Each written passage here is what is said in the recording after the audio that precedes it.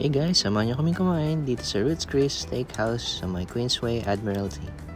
Dito lang siya sa may Admiralty Bus Terminus sa baba ng Lipaw Center. Mapapansin niyo na medyo madilim sa loob ng resto. Maganda yung ambience at malawak. Mukhang kami lang yata yung customer nila ngayon.